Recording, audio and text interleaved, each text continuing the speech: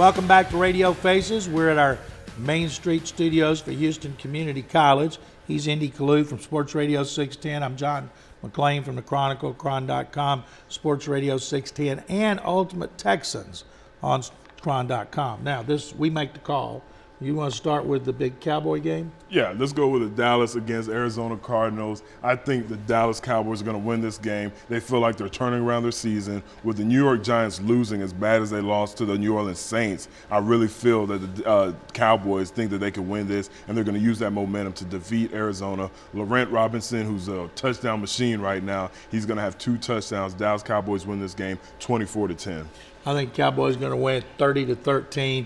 Patrick Peterson, the rookie corner, number 1 pick, is 4 punt returns for touchdowns. Amazing. That ties the all-time record. The only way they're going to beat the Cowboys if he returns 4 in this game. Right. Now, are you going to be the only person in the country with guts enough to pick the Colts over the Patriots at Foxborough? We don't call that guts. We call that stupidity. Well, and no, I didn't want to say it. No, I'm not going to be that person. New England right now, they're hitting on all cylinders. I know their defense, the stats don't look right, but they just play New England ball. They continue to find a way to win. They put Edelman, a converted wide receiver quarterback, at the defensive back position, and he was blanketing Deshaun Jackson. They just find a way to win. New England is going to have a field day against Indianapolis, 41-13.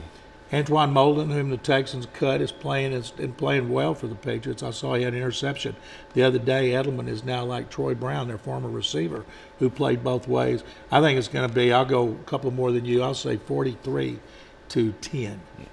if the Colts are able to score. Now, we mentioned earlier, Tennessee Titans, they've hung in. Mike Munchak's done a great job with them. They stayed within 2 games of the Texans. Texans have the tiebreaker, so in essence, it's a 3-game lead.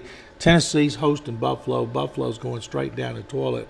You think the Bills could pull an upset? I do. I think Tennessee, they know what they have at stake, but for whatever reason, when I watch this team play, they just don't seem to be clicking. Matt Hasselbeck, he's shown the spots where he was like the old Matt Hasselbeck. Chris Johnson's coming off a 190-yard rushing attack, but I just don't see it. I think Buffalo is going to pull off the upset. It's going to be close, and I have Buffalo winning 17-14.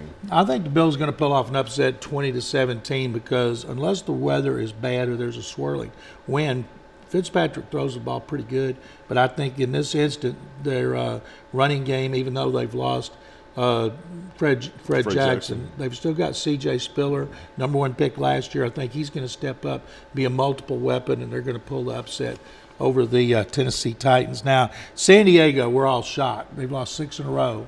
They're going to Jacksonville. Are you surprised Del Rio was fired with 5 games left in the season? I am surprised because I don't understand what they're trying to prove. Whoever the interim head coach is going to be, he's not going to be the coach next year. So why not just ride it out with Jack Del Rio? It's letting the players know, it's letting the fans know, it's letting the organization know, you know what, we're just throwing in the white towel, season over. And that's why, even though San Diego's having a rough go at it themselves, I believe San Diego's going to beat Jacksonville. Phillip Rivers, he might go back to his old form, so I'm going to give him 24 points. Jacksonville's offense, they don't have one, 24-3.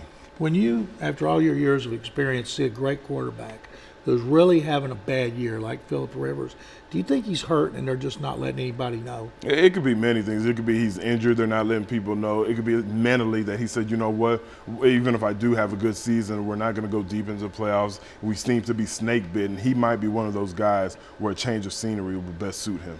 Yeah, I'm going with San Diego too. I think they can win this game like 23-13. Okay, Atlanta, 7-4, red hot. Staying behind New Orleans in the NFC South. Texans have been red hot. Record 5-game winning streak. T.J. Yates is the quarterback. Can the Texans win this game? Not only can they will. Destiny. When you think of the Texans this year, it's all about destiny. When they lost Mario Williams, Brooks Reed stepped up. When they lost Danielle Manning, Troy Nolan stepped up. When they lost Andre Johnson, everybody stepped up. It doesn't matter. Next man up. The Texans are going to win this game. It's going to be very close. Atlanta's not good when they're out of their home. 17-14. Houston Texans carry on with their winning ways. And you think then Neil Rackers is going to win this game? A kicker like Rackers, who was 2 of 2, including a 53-yarder in the victory at Jacksonville, a guy like that becomes even more important. Is Rackers the guy who can step up and win these close games. He's one of the guys. It's going to take more than a field goal kicker. It's even going to take your punter, your punt return. It's going to take everybody. But Neil Rackers is going to be very important because when you're not scoring at will, like we've seen the Houston Texans do in the past, every point matters. So those 3 points that he's able to offer you as a field goal kicker when he's at 50 or closer, those are going to be huge coming out. We talked earlier about Jacoby Jones and how well he's returned punts, and he's short in the field. Danielle Manning, one of the best kickoff returners in the league. He's coming back from the injury. Sherrick McManus returned a kickoff 45 yards because everything is so important with TJ Yates.